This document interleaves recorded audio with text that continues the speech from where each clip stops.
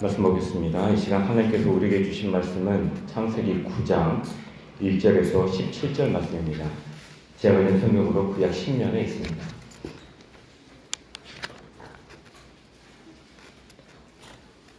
창세기 9장 1절에서 17절 말씀 함께 교독하겠습니다. 하나님이 노아와 그 아들들에게 복을 주시며 그들에게 이르시되 생육하고 번성하여 땅에 충만하라.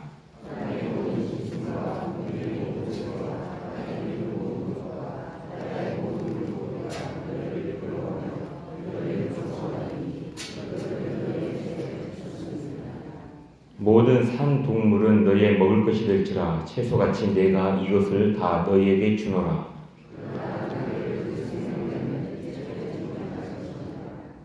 내가 반드시 너희의 피, 곧 너희의 생명의 피를 찾으리니 짐승이면 그 짐승에게서 사람이나 사람의 형제면 그에게서 그의 생명을 찾으리라.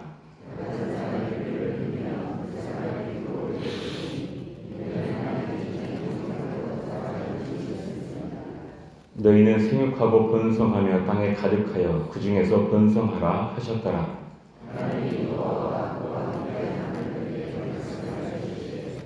내가 내 언약을 너희와 너희 후손과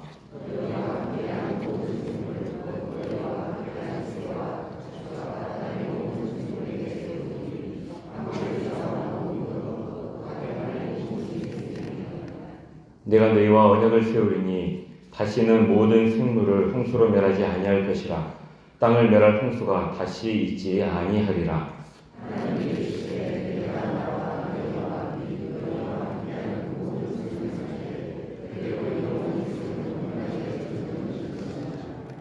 내가 내 무지개를 구름 속에 두었나니 이것이 나와 세상 사이의 언약의 증거니라.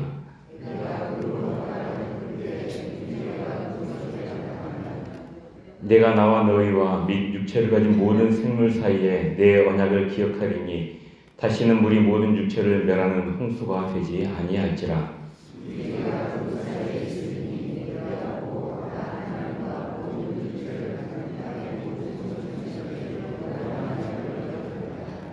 함께 읽겠습니다.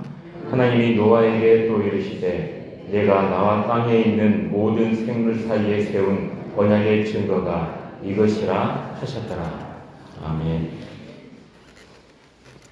노아는 광주에서 나와 번제를 드리고 하나님은 노아와 그의 아들들에게 복을 주십니다. 이때 하나님께서 주신 복은 태초에 아담과 하와에게 주신 복과 같은 내용입니다. 하지만 엄밀히 말하면은 그 내용을 조금 더 확장한 것으로 볼 수가 있겠습니다. 이것은 하나님께서 인간을 창조하신 의도가 홍수 이후에도 여전히 지속되고 있음을 보여줍니다. 먼저 하나님께서는 노아와 그의 아들들에게 생육과 번성의 복을 다시 주시죠. 생육하고 번성하여 땅에 충만하라 라는 이 말씀은 하나님께서 창세기 1장 28절에서 주신 그 말씀입니다. 그런데 이 말씀을 홍수 이후에도 똑같이 주셨다는 것은 하나님의 창조 질서를 다시금 확증하는 것이죠. 그리고 사람을 향한 하나님의 사랑과 계획이 여전히 변함없음을 보여주는 것입니다. 1절 말씀 보겠습니다. 하나님이 노아와 그 아들들에게 복을 주시며 그들에게 이르시되 생육하고 번성하여 땅에 충만하라. 그런데 홍수 이전과 모든 것이 동일한 것은 아니었습니다. 하나님께서는 홍수 이전과 같이 땅의 모든 짐승을 다스릴 권세를 인간에게 다시 주십니다. 이 권세는 땅을 정복하고 모든 생물을 다스리라라는 하나님의 명령과 기본적으로 다를 것이 없습니다. 본래 우리 인간의 권한은 하나님의 청지기로서 생명을 보존하고 번성하게 하고 하나님께서 세우신 질서를 지혜롭게 관리하는 것이었습니다. 이게 청지기의 사명이죠. 그러나 이제 죄로 인해 창조 때의 모든 조화로운 관계가 깨어지게 되고 인간과 다른 피조물들은 긴장과 대립 관계가 이제 시작이 됩니다.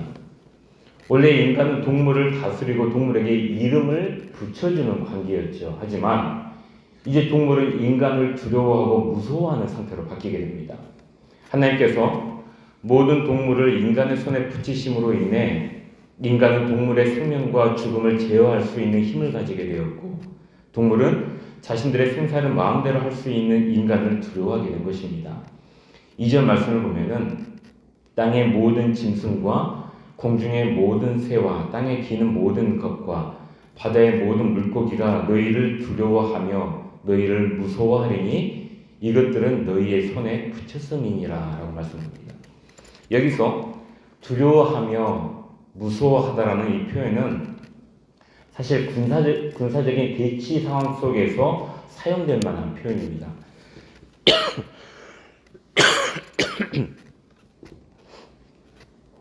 군사적인 대치 관계이다 보니까 이게 적대적인 긴장 관계를 나타내는 표현이란 말이죠. 이것과 똑같은 두려워하고 무서워하다라는 표현이 사용된 것이 또 있습니다. 바로 신명기 11장 25절입니다. 제가 한번 읽어드리겠습니다. 너희 하나님 여호와께서 너희에게 말씀하신 대로 너희가 밟는 모든 땅 사람들에게 너희를 두려워하고 무서워하게 하시리니 너희는 능히 당할 사람이 없으리라 라고 말씀하죠. 이 본문이 어떤 말씀이냐면은 하나님께서 약속의 땅에 살고 있는 가나안 사람들을 이스라엘 민족들에게 붙이셨다는 말씀입니다. 하나님께서 그들을 이스라엘 자손들의 손에 붙이심으로 인해서 가나안 땅에 살고 있는 그들이 이스라엘 사람들을 두려워하고 무서워하게 되었다라는 그 말씀인데, 하나님께서 모든 동물을 인간의 손에 붙이시자 그들은 인간을 두려워하고 무서워하게 되죠. 비슷한 의미로 방금 말씀드린 바와 같이 훗날 가나안 정복 때 하나님께서 가나안을 이스라엘 손에 붙이심으로 그들은 이스라엘을 두려워하고 무서워하게 됩니다. 동물도 그리고 가나안도 붙이신 분이 하나님이십니다. 그리고 두려워하며 무서워하게 하신 분도 하나님이시죠. 우리 성도님들, 이것을 조금 더 확장해 보겠습니다. 하나님께서 사탄의 세력과 세상을 이미 예수 그리스도의 손에 붙이셨습니다. 이로 인해 사탄의 세력과 세상은 예수님을 두려워하고 무서워합니다. 우리에게 예수님이 없다면 이 세상은 우리에게 두려움의 대상이지만 우리에게 예수님이 함께 하심으로 이제 세상이 우리를 두려워하게 되었습니다. 예수 이름에 능력이 있고 예수 이름에 승리가 있습니다. 그러니 어디서든 예수 그리스도의 이름으로 승리하는 삶을 살아가는 우리 성도님들이 되시길 기원합니다. 홍수 이전과 다른 것이 또 있습니다. 창조 때 인간과 동물의 먹거리는 단지 식물이었죠. 하지만 이제 육식이 허용이 됩니다. 이 육식의 허용은 이전에 사람이 고기를 먹지 않았다는 뜻은 아닙니다. 아담과 하와가 죄를 범한 이후에 가죽옷이 등장을 하고 제사를 드리죠. 또 가축을 기르는 직업이 있었습니다. 아벨은 양을 치는 자였죠. 가인의 후손 중에 야발은 가축을 치는 자의 조상이 됩니다. 이것으로 볼 때 홍수 이전에 이미 동물을 잡아서 재물이나 생활 자원으로 사용을 했고 고기를 먹었을 가능성도 크다고 볼 수가 있겠습니다. 그런데도 여기서 하나님이 육식을 공식적으로 허용하는 것은 생명과 죽음의 경계를 명확히 하여서 인간이 홍수 이전의 무질서와 폭력으로 다시 치닫지 않도록 하신 하나님의 조치라고 볼 수 있는 거죠. 이것을 통해 동물의 죽음 문제를 넘어서 생명 자체에 대한 존중과 하나님 앞에서의 정결 원리를 다시금 확인하신 겁니다. 즉, 육식을 위한 동물은 살아있는 상태여야 했고 피를 먹는 것은 금지되었습니다. 왜냐하면 피는 생명 자체를 상징하기 때문입니다. 그리고 피는 제사와 속죄와 구원의 도구로 사용되기 때문에 함부로 다뤄서는 안 되는 것이었죠. 이러한 맥락에서 하나님은 짐승이든 인간이든 생명을 취한 자에게서 그의 생명을 찾을 것을 선언하시고 살인에 대한 책임을 또 강조하십니다. 따라서 동물을 함부로 죽이는 일도 경계해야 하고 특히 하나님의 형상대로 지음을 받은 인간을 살해하는 것은 하나님께 대한 도전이요 생명 창조의 질서를 해치는 중대한 죄임을 기억해야 한다는 것입니다. 우리 성도님들, 하나님께서 가장 소중히 여기는 것은 바로 생명입니다.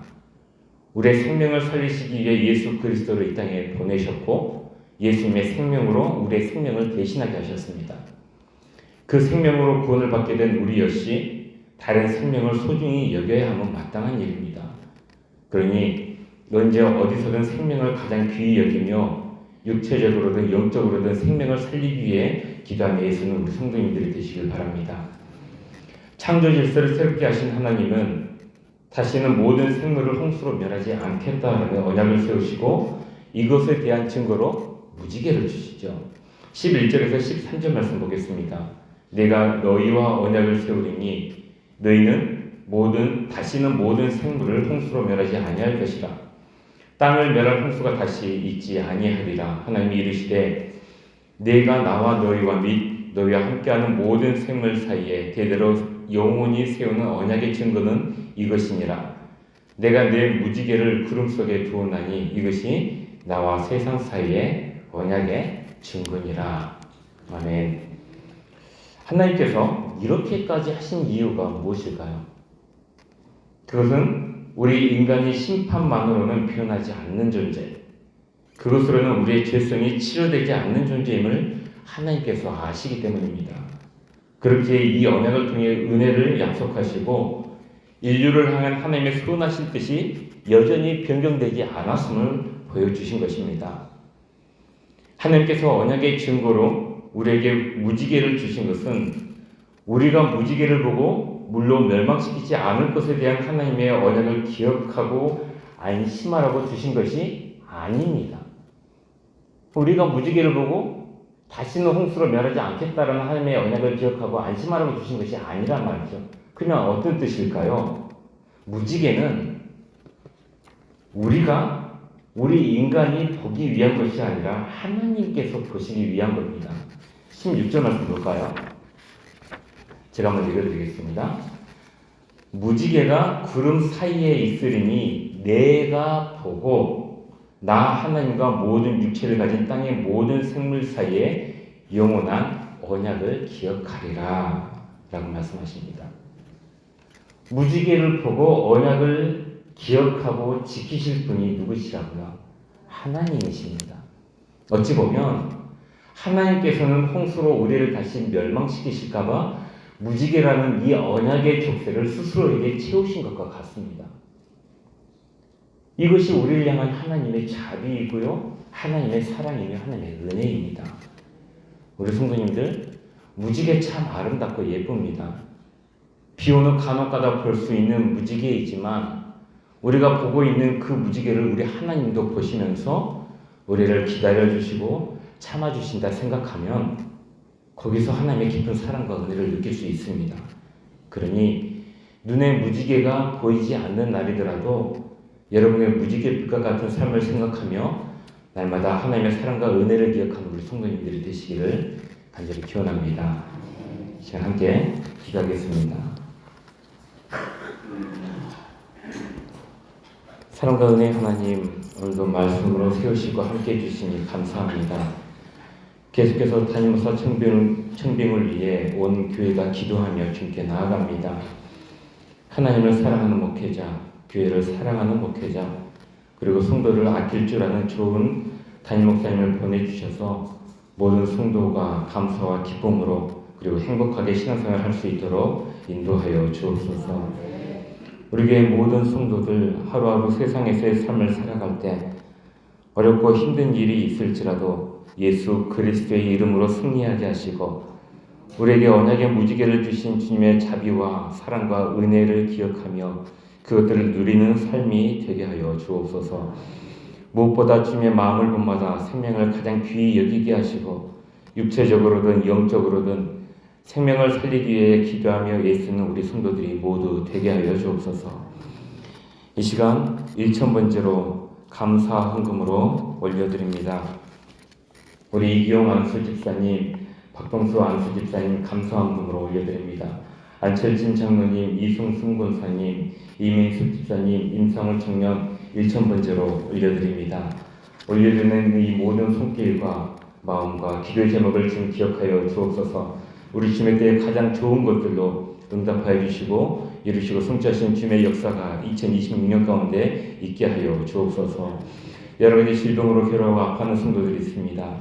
그들이 나음을 받게 하여 주시고 치유하시고 회복시키시는 주님의 은혜가 있게 하여 주옵소서.